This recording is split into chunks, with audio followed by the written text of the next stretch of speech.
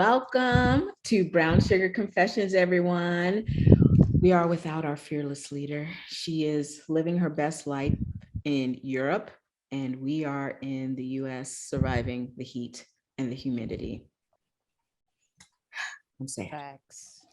But I want to get into it because we've got an amazing show today. We got a couple of really good hot topics that are going to make you think about who you are and how you are in a relationship.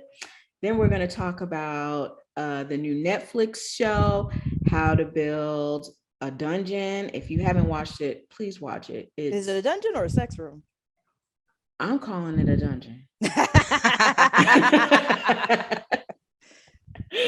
But if you have not already, you know what show, well, one, you know what show this is. This is Brown Sugar Confessions, and you can find us on YouTube, on Instagram, on Facebook. We're almost famous on all of those. Don't you want to help us become more famous? Go like, share, and subscribe. Watch our shows. Give us a comment. We always respond. We love interacting with the people that support us. So give us a like, come comment. We want to thank Power 1017. Like always, we're here on Wednesday nights at 11 p.m. Yeah. I'm thinking of dinner. I'm so hungry, y'all. 7-Eleven, man. I'm so hungry.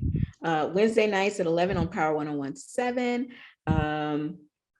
We want to mention also at the beginning of this, while this is a lighthearted, fun show, please know that if you have any issues and you need to talk to a therapist, please do not be afraid to reach out to Dr. Val at the Swan Center, which before our break, the lovely KD will give you all of her information.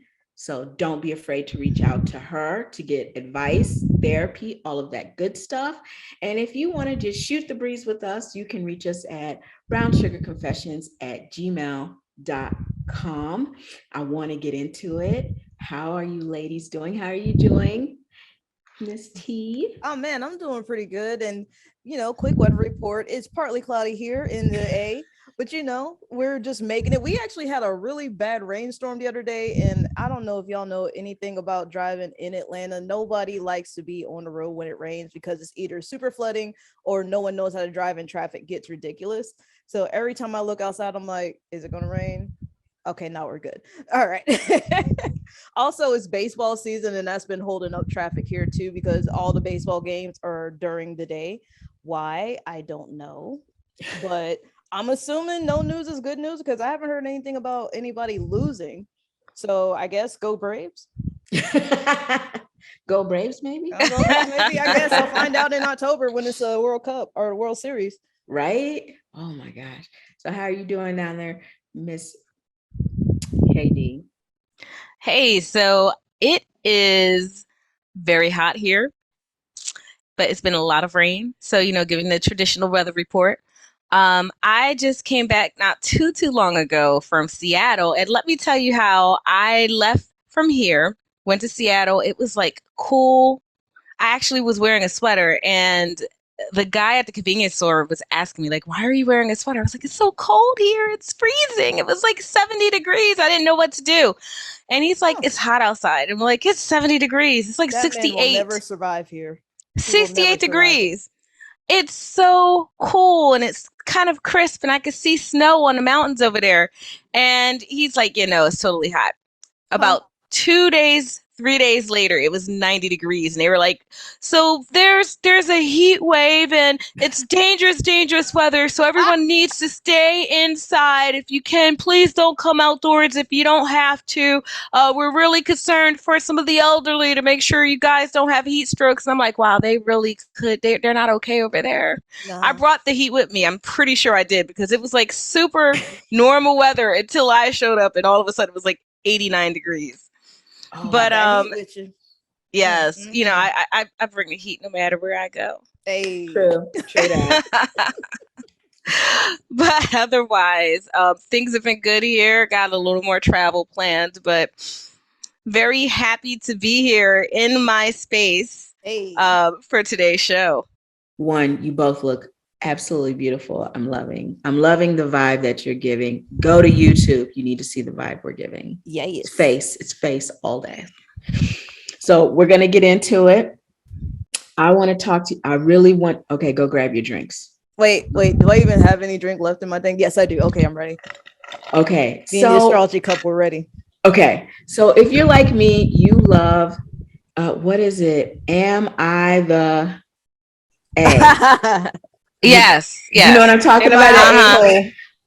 So I love reading these things, and I came across one that made me think. Now, when we think about this, I want you to keep an open mind, and then I want you ladies to talk to me about it, and then I want to say some things about it. But here we go. Okay. Okay. So the internet is slamming a woman who left her boyfriend with cancer while she went on a trip with friends in a new viral Am I the A post. So it goes like this. The Reddit began her story by explaining that her friends had been planning a quote unquote girls trip, but then they decided to invite their significant others along to make it more fun. The vacation was a long time in planning, and she was really looking forward to it, as everybody else was. Mhm. A few weeks go by, and her boyfriend said he just really wasn't into going. I tried she tried to convince him otherwise, because their hotels and activities had already been paid for. And some of those things you can't get your cash back. And he was really willing to just be like, I lost the cash, whatever. She said, okay, that's your choice. I'm still going because I want to have fun. Mm-hmm. So as the week goes by, the boyfriend starts saying that she shouldn't go either. And she should. So he got diagnosed with cancer in between finding out all of this stuff. I forgot to mention that. My bad. Okay. Okay. So he got diagnosed with cancer. And it's a form of cancer that is usually for young children or teenagers, but he happens to be like 39 or 38 and get this, right? Mm-hmm. So the boyfriend started saying how she shouldn't go and that she should stay home and support him because he doesn't want to be alone. She told him that I'd really been looking forward to this trip, and if he's not going, that's fine, but I still want to. They got into an argument about it. She ended up going on the trip. She had an amazing time. She needed the break, and since she's come home, her boyfriend is giving her the cold shoulder. Now he has Ewing sarcoma, which happens in the bones, right? It's basically a bone cancer. And a lot of people are saying that she is the A because he got diagnosed. This one person said, so this guy you love has been told he has cancer, which is I think they said a 15 to 70% survival rate, depending on where it's localized and if it's metastasized. Mm-hmm. And you don't understand that he doesn't want to go on vacation or be without you during this new diagnosis. A lot of people said she was selfish. But I want to know what y'all think before I give this to y'all. Tell me what you think. Tell me how and be honest. Tell me how you really feel. Oh, this is tough. Well, okay, no, I'm sorry. Go, Katie. You go first. Well, so here is my thought process on it.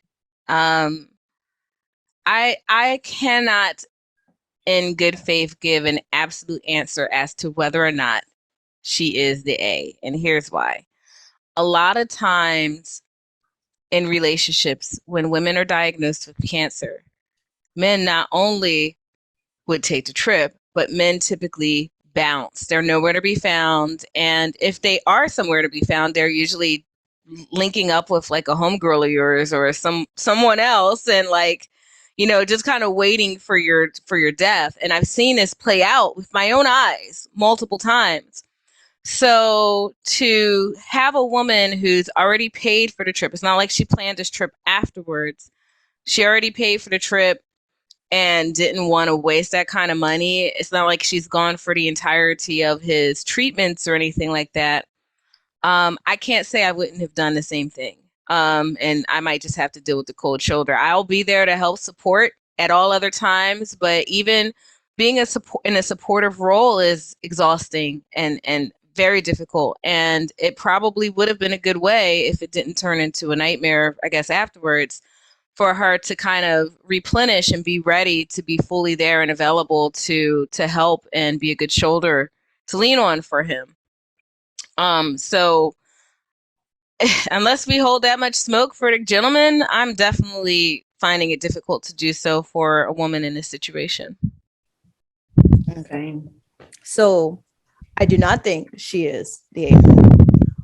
I think that, yeah, coming from a traditional standpoint, everybody's going to be like, you need to stand by your man. But this is not her man. This is her boyfriend. They are dating. They are not engaged. They are not married. He is not family. And also, we don't know how long they've been dating. That's the other thing they don't say. We don't know how long they've been dating. So to expect her to just drop everything and take care of him is a bit of a stretch. Also, and I saw this, I've heard of this from other people who have had cancer, that they will purposely break up with their partners in order to get their head around the situation first, especially when they're first diagnosed. And then once they have a grasp on it, they will either ask the partner to, to be in the relationship with them again, or, it's kind of their way of setting that person free because they know they're about to go through, a whole ride. So it's up to that person to decide whether they want to be down for the ride or not. The other thing is he pretty much gave up his spot, was like, you know what? No, I'm not feeling it. That's fine. And then he decided, I don't want you to go either. That's not fair to her. Granted, okay, you got this situation that's happening with you, but to just have your partner drop everything just so you don't have to be by yourself is also kind of a selfish thing to do. And a lot of people don't want to see it that way because this person, granted, they are sick, but they also have to take responsibility for themselves and not expect other people to take care of them. And also that same thing that KD said is that sometimes, especially you see it with guys, if they can't be taken care of, or the person that was taking care of them gets sick, they're gone. Like I saw this one TikTok where it was like this girl had gave up her kidney for her boyfriend, and after he healed, he broke up with her. Like, bruh. And I thought about that as soon as we started talking, like you had suggested this, and it was like, this is why you don't ask people you're dating for stuff like that. Mm-hmm. Yeah. Don't make permanent decisions with temporary people. Exactly. That when I read this, and I took this from my perspective, having been through chemo, right? My ex-husband was never there. He was out wilding out at the club, getting drunk while I was going through what I was going through and didn't care. For me, when I read that, I was like, if he wants that kind of commitment, that is a wife level commitment. Mm-hmm. You better unlock that badge, homie. And unlock it quick. You don't get to ask someone that is just your girlfriend to put that kind of pressure on them. And one, you already said you wasn't going. It was just to read some of the people's responses just shows you how entitled they feel to a woman's energy. Mm-hmm. Mm-hmm. And how much they take it for granted that he's sick. He hadn't even started treatment yet. What is we talking about? About to say the real work hasn't even started. The real might work just be feeling. Started. You might just be feeling unwell right now. But when you start going through chemo, that's work. And he's probably been feeling unwell for a while. Let's be completely honest about it. He's probably been feeling unwell for a while, and she's probably been taking care of him the whole time, which is why she was probably looking forward to this vacation so much. Like, oh my God, I get a break. Mm-hmm. And you want to take the mental break away from somebody that probably needed it the most. Being a caregiver, like Katie said, being a caregiver is more work than, I don't even know. For me, being a caregiver, and I'm a mom, and sometimes I look at my kids like, if y'all ask me for anything else, we're gonna fight. And isn't he near family? Or his family nearby? Yeah, his family lives in the same city. So was his family not taking care of him, or no? His family was. So then why was everybody mad at the girlfriend then? Because they expected more of her than they did. Do you know what I'm saying? They were just like, he's sick. See, this is why I'm going to die single. Yeah, it's really weird. But so take your time and think about that, and think about who you are in the relationship. Are you the overgiver, or are you the overexceeder? Are you the one that is encroaching on someone else's identity and making them feel bad for what they want to do? I don't know. Think about it. That's something to post us back to us. If you're listening, Radio World, hit us up. Let us know. Are we the a-holes for agreeing with old girl that she is not the a-hole, or do you think otherwise? Hit us up at Brown Sugar Confessions. All the social media handles. But so we know that she was out there getting her joy, and some other people are out trying to get their joy by building a sex room. So let me ask, Tracy, KD, would you or have you a sex room? Would you have a sex room, or do you have a sex room? I don't know how you want me to answer that. Okay, have I been to one? Yes. Okay. Do I have one in my home? No. Do I have accoutrement? Yes. Oh. She said fancy accoutrement. But I've been to one. I don't have one in my home. I think when my children leave, this house will be redecorated. Yeah. There we go. There might be one that shows up in the future. How about you, Miss KD? Do you want one? Do you have one? I do not have one. It's funny because if I were to have one, we'd be sitting in it right now because it's the only space I'd probably have available for that sort of thing. But no, I do not. I have never quite contemplated having one, to be honest. I mean, I would love to say my sex life is that great, but as busy as my husband are, we do not require one at this moment. So maybe when we're like settled down and got our coins collected, then maybe there'll be time for a room. But yeah, I would totally get one, but it's definitely not a priority for me. I have to be honest. Bet. Well, I live in a Matchbox apartment, so clearly I don't have one. But just random question: do you think Doc Val has one? Yeah. So we're gonna have to ask her when she comes from her Euro trip. So if you haven't already, Radio Land, there is a show on Netflix called How to Build a Sex Room, and it's been getting some rave reviews and some very interesting how you say critiques has been getting some very interesting critiques. So a lot of people are loving the show because, one, it brings sex rooms into normal conversation, and it kind of takes the stigma out of them, because a lot of times when you are thinking about dungeons, what's the first thing that comes to your mind when you think about a sex dungeon? KD. Chains and whips and St. John's crosses, or whatever those things are called. Saint Germain. Is that what it is? Okay. Saint Germain? I don't remember. How about you, Tracy? When I think about one, I just think about a bed, a real big bed. Okay. Legit. So when I got to finish watching the show a couple days ago, and so essentially the lady, I forget her name, Margaret Magenta Rose, something like that. Somebody correct me.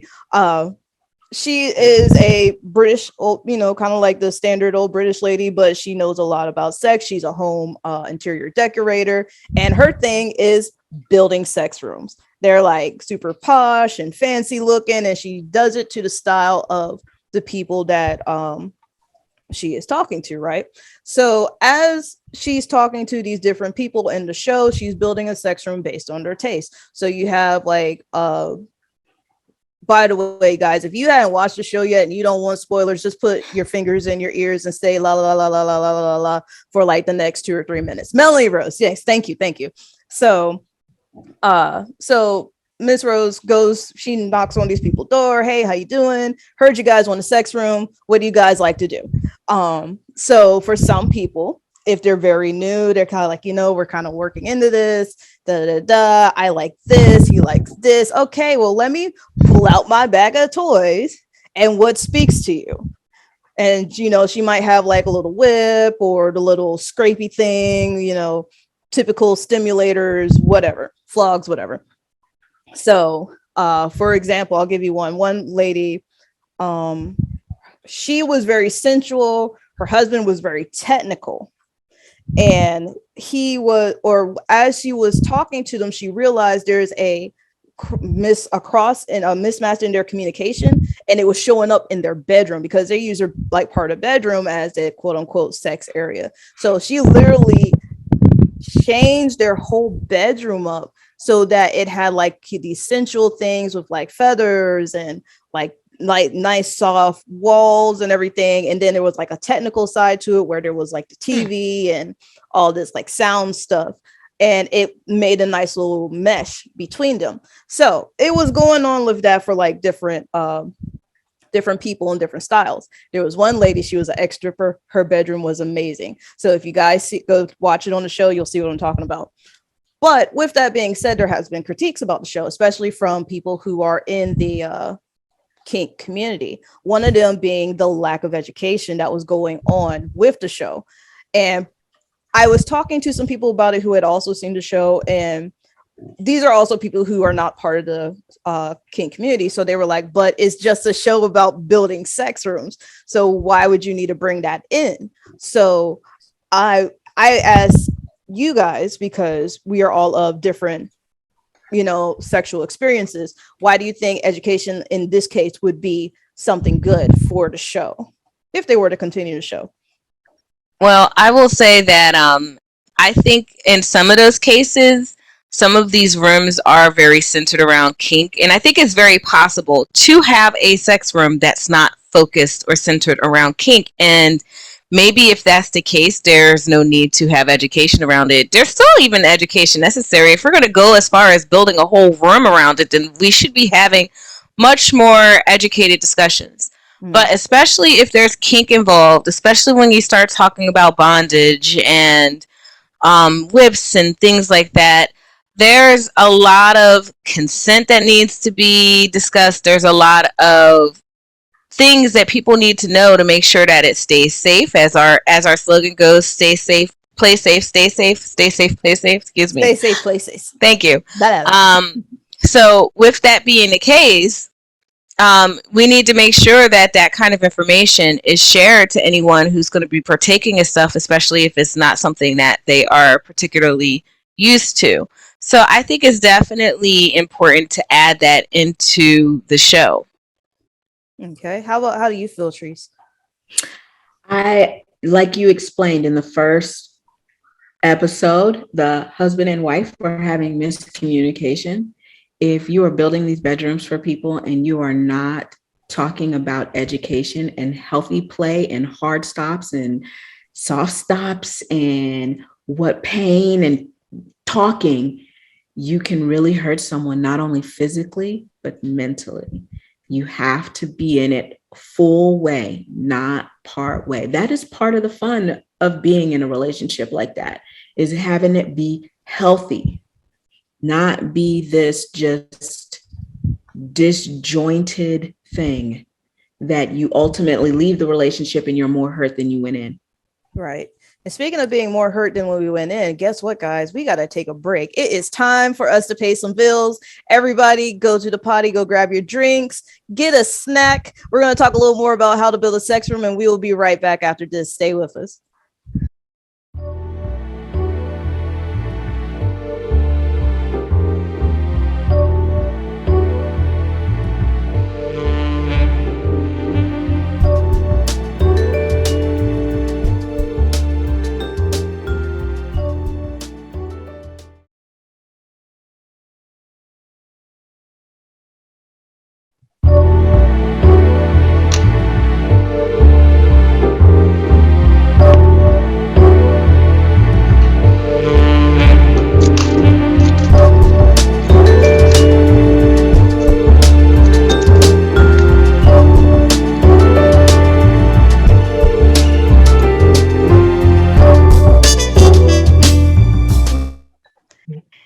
Hey, everybody, and welcome back to Brown Sugar Confessions on Power 1017. So, I hope everyone got their drinks, you got comfortable, you got your snacks and all that good stuff, and get ready to hop back into it. Make sure you do not forget to follow us on all of our social media. We are on YouTube, we are on Spotify, we are on Twitter, we are on Facebook, we're on Instagram. Just find a social media and you will find us by following Brown Sugar Confessions on each and every one of them. If you have any questions for the show that you would like for us to discuss or you want us to address, we can keep it confidential, or you can tell us who you are too. You could do that by going to brownsugarconfessions@gmail.com. And if you have any questions that you have for Dr. Val, you can reach her at Valerie@SwanCenter, that's with 2Ns.com. Speaking of which, look who we got here. Hey guys, how are Hey. you? Hey, Fearless Leader is beautiful. back. How you guys? I miss you. Yes. So where are you, Doc Val? We miss Where in the world is you. Doc Val? I am in Germany, in Metzingen, Germany, which is not too far from Stuttgart. And it is hot as Hades here. Oh my. And hence, if you hear this vibrating thing back here, it is not a vibrator, it's my fan. Because we got no damn AC in this expensive hotel. Yeah, that's one of the things we were hearing is that Europe is on fire because Europe is not used to this kind of heat. It is butt ugly hot here. Ugly hot. Yeah. man. So yeah, it's there's no relief from the heat. So, we're in the area that we're in. They call it the premium outlet center. So you've got your Gucci's and Valentino outlets here. So, and I told my husband, I'm like, oh, since, the hotel room is so hot, I got to be in the streets shopping because at least Valentino's has air conditioning. That's my excuse anyway. So speaking of running around, Doc Val, we got a question for you because we posed this question and we think we know the answer, but we need to know what your answer is, the actual answer. So Okay. What y'all want to ask? Oh Lord. Y'all are scary. Do you have a sex room? Do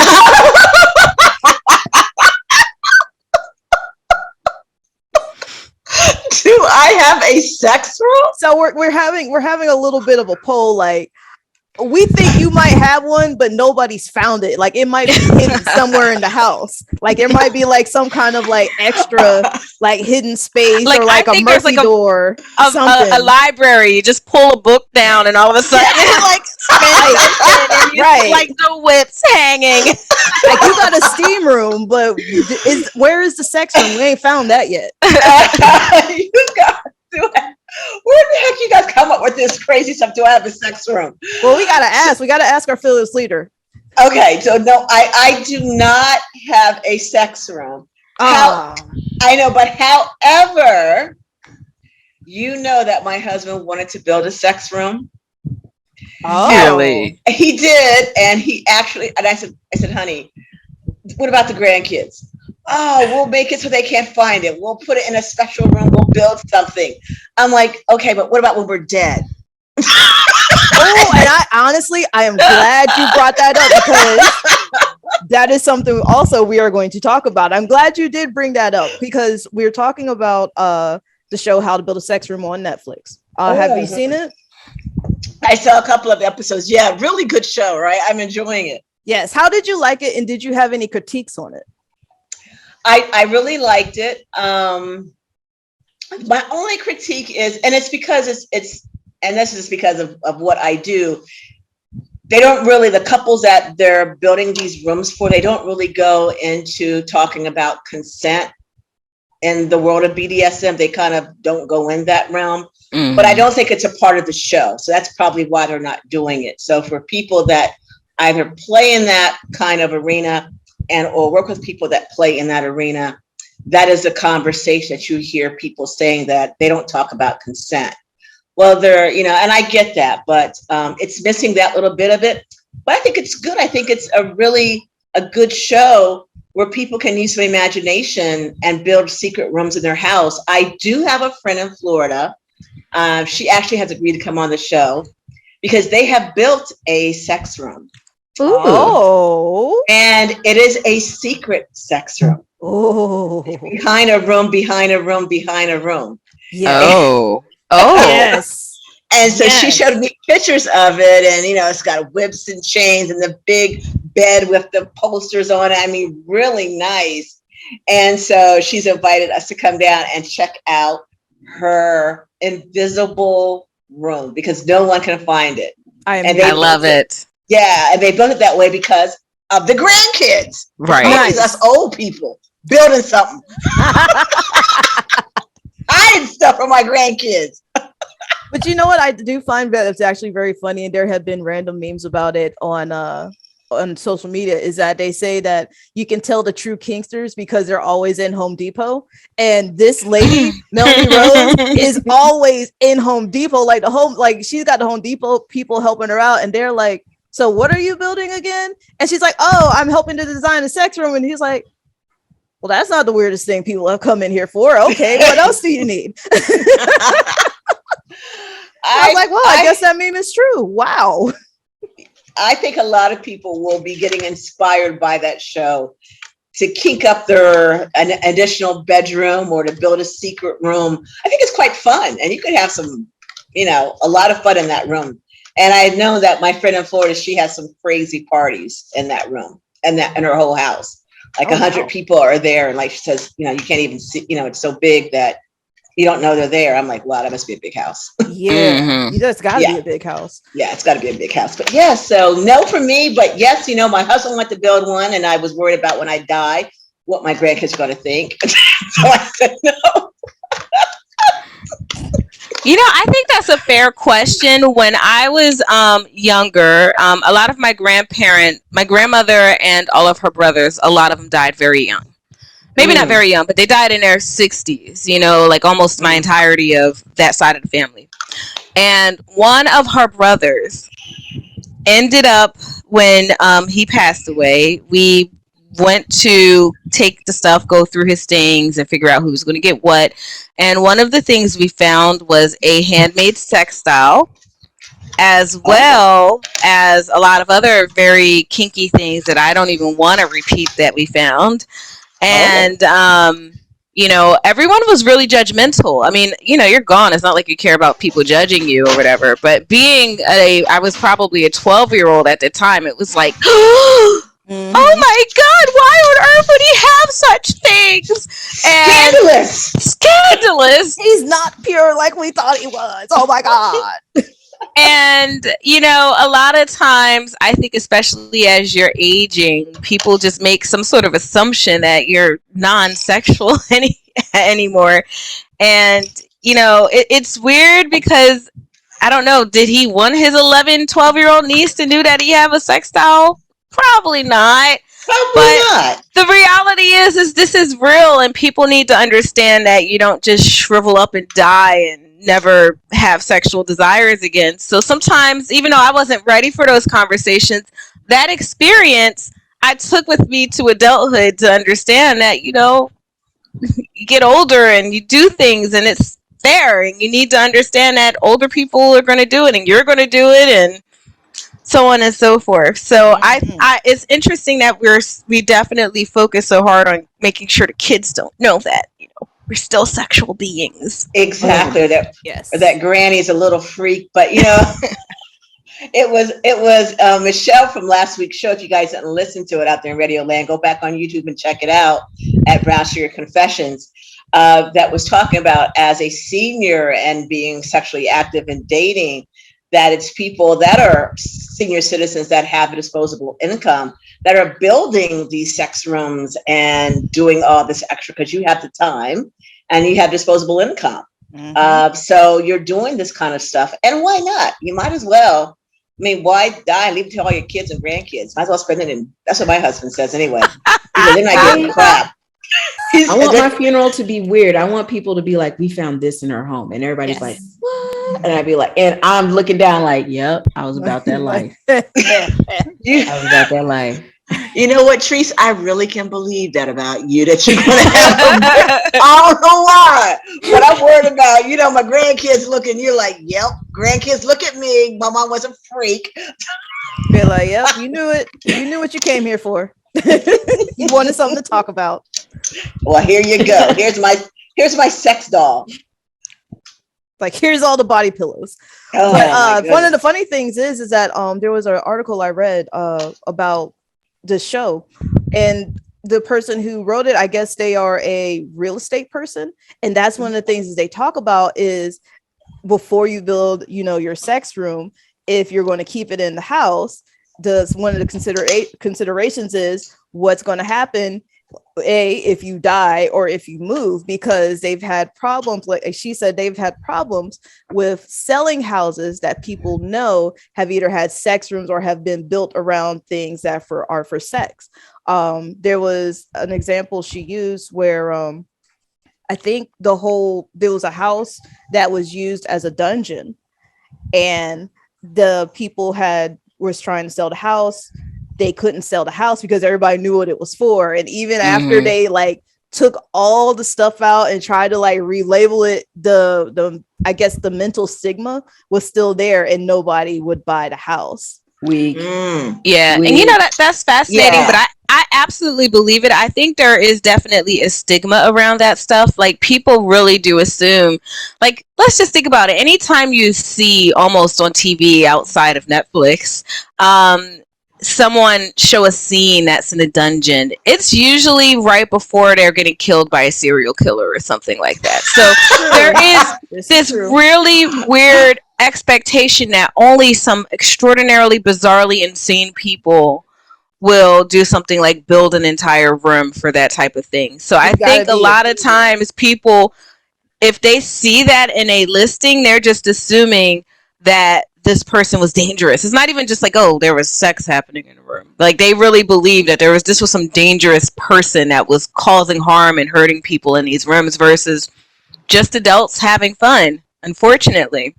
But maybe shows like this will help reduce that stigma and make people realize that everyday people do some, maybe not everyday things. I think it's every day. Yeah. But and also, I think, like we were talking before, a lot of people, if they hear sex room, they think dungeon, they think nasty, dirty, nobody's cleaning anything off, everything. Right. There's a rat running around, stuff like that. That's what I think of when I hear dungeon. There's a rat. There's a rat running around somewhere. But what I liked about the show is that the lady, and this is, I love the interior design because some of them, like one looked like it came out of an old 1940s, 50s cinema type deal, the super Hollywood type lady with the movie star bathtub. One of the rooms was designed like that. One room was designed this is hard to really say, kind of like a harem, like that traditional Orientalism type deal. Okay. Yeah. It looked like that. It was very, very tasteful. But some people, when they think dungeon, they think there's a rat around the floor, and then everybody's up like this, going, "Oh no, what's going to happen to me?" There's an Iron Maiden in the corner somewhere. Right. Exactly right. Somebody's coming in with an executioner mask, I think you're absolutely right, Miss T, that a lot of people think that about those kind of rooms. And, people that have sex rooms and that play in, the kink world, the one thing that is always stressed is to keep everything clean and also to keep it sanitized. I mean, they've got the UV, they're running the UV light over everything to disinfect. They've got disinfectant out there, wiping everything down between plays, after play, during play. They're really, really good about doing that. The dungeons that I've been to and the people that I know that play in that world. So people out there listening, don't let that perception of people in the kink world, stop you from going. Try it out, go to that dungeon, go to that playroom and have some fun with it. That's what I say. That's good to know. There may not be a rat, but there may be in the state interest cross, and you just gotta do what you gotta do. You just gotta do what you. It's gonna be clean. They're gonna wipe it down between scenes. Trust me on that. They don't. Exactly. They're gonna wipe it down. They had that stuff down way before COVID ever hit. I tell you. This is true. I was wondering, did any of those rooms ever close during COVID? I'm assuming they did. I'm assuming a lot of them probably. Yeah, did. I think they did. Don't ask me why I know. Oh, we're not gonna ask you why you know, baby. But yeah, I'm sure that they did. A lot of them did close down. yeah. I wonder how all that's going to happen, especially with this pox that popped up. But I'm assuming, so like I said, so long as everybody's wiping everything down, everybody's taking a bath on the regular, most people should be fine. They say, I haven't, because I'm in Europe, and I guess I don't know where monkeypox started, but I saw, you guys correct me if I'm wrong. Did the U.S. declare monkeypox a state of emergency? Yeah, they did. Yeah. So what's that mean? Can we get back in the country? What we gotta do now? We got to do another test or what? You will be fine to get in the country, I believe. But I think what that means is that they're going to start putting monies towards combating, I guess, the potential. I don't know. What do we call this? It's not a pandemic. I don't know what to call this, but outbreak. Yeah, there we go. So I guess they're going to start putting money, emergency monies towards it because it's something to take seriously, I guess, at this point. Okay. Say we just could not catch a break these last 3 years. Nah, man. 2.5. Nope. It's just one thing after another. COVID and the monkeypox. I mean, yeah. Listen, it ain't getting any better. So if you wanted to try and build a sex room or a dungeon, go ahead. Now is your chance. Now is who knows what's going to happen. In case we go to quarantine again, at least you got your own freak room. So you might as well go ahead and build it before we go into quarantine again. Man, listen. Fair enough. You might as well quarantine with a whole new way of being. Go ahead and build your sex room now. Right. But people in Europe, they're and the stores that I've been going to, everyone is wearing masks, of course. And I noticed that a lot of people are wearing gloves, rubber gloves. And someone told me something about, how monkeypox is spread. So now, through transmission and even through sexual transmission. So they're taking that extra step. But anyway, it's a crazy world. We're going to move on. We're not going to talk about it. Yeah. So speaking of ailments and sex. Oh, Lord. Uh-oh. Big segue. Segue.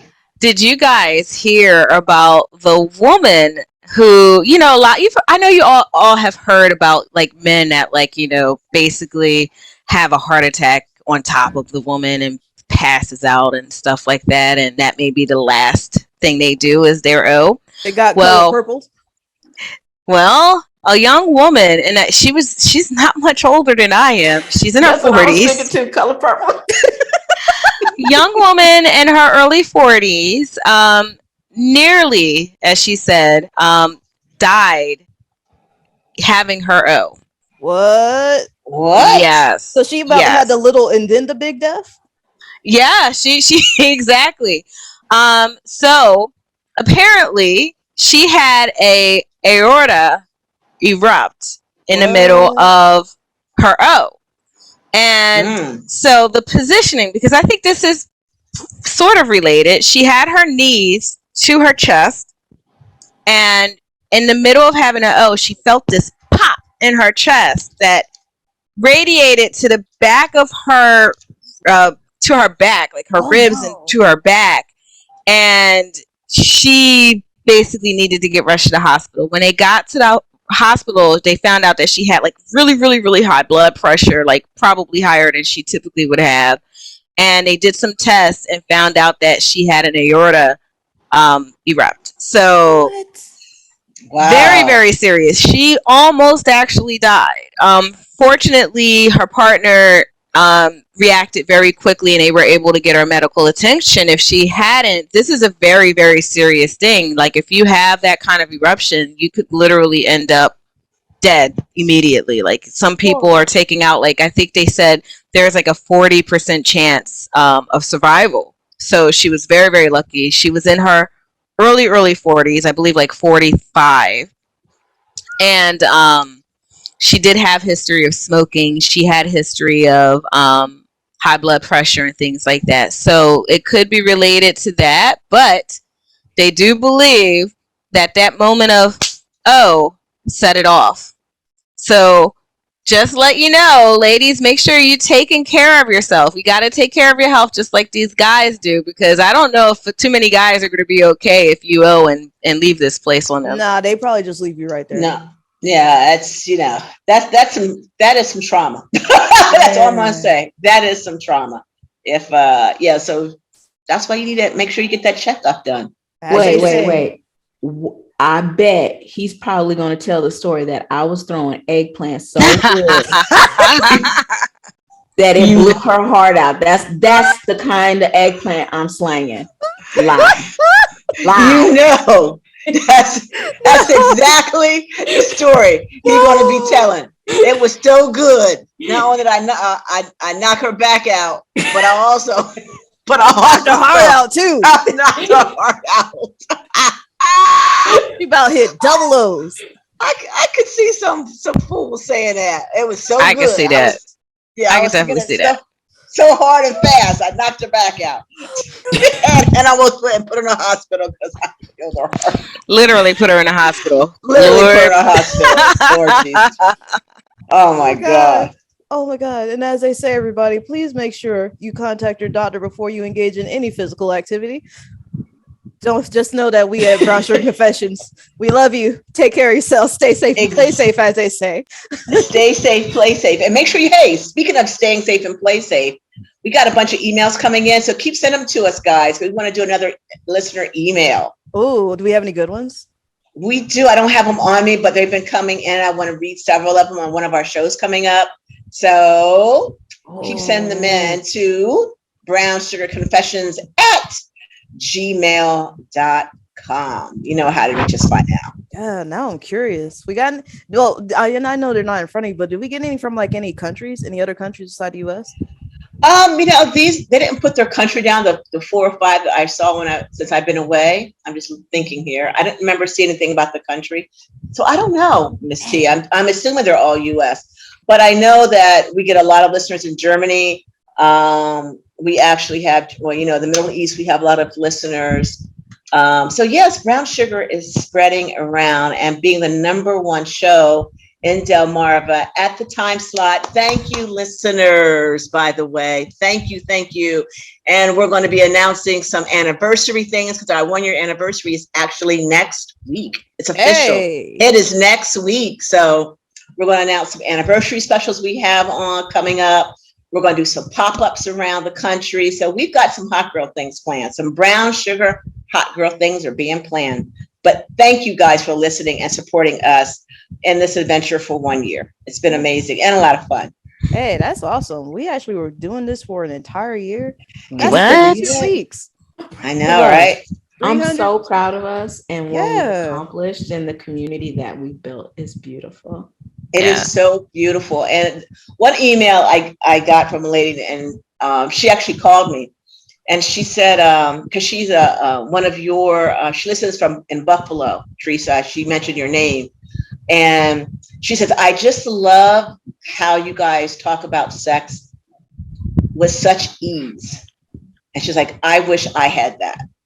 Wow. And that just made me feel good. So that's what we do. And that's what it's about. We're trying to break down stigmas and make these things part of the dinner table conversations. If you don't have young kids, right? So long as you're not bending over the dinner table, have the conversation first, then bend over. Excuse me? Says who? Says who? Says what? Are you I sure? want to eat my steak like that. That's how I want to eat my crab legs. You're big old. Speak for yourself, Miss T. like business first, then let's party. At least that's for me. I don't know about the rest of y'all. Or you could do naked sushi on the table. But that's that's a little different. That's another subject for another show because we're about out of time, aren't we? Yeah. We are out of time. This went so quick. All right, guys. We are heading out of here. Remember, you can always reach us at brownsugarconfessions@gmail.com. If you want to talk to Dr. Val specifically, Valerie at Swan Center with 2 N's.com. Remember to reach out to us on social media at Brown Sugar Confessions. Thank you to Power 1017 for having us here for almost a full year. We will be back next week, everybody, and we will see you then. Until later, stay safe and play safe.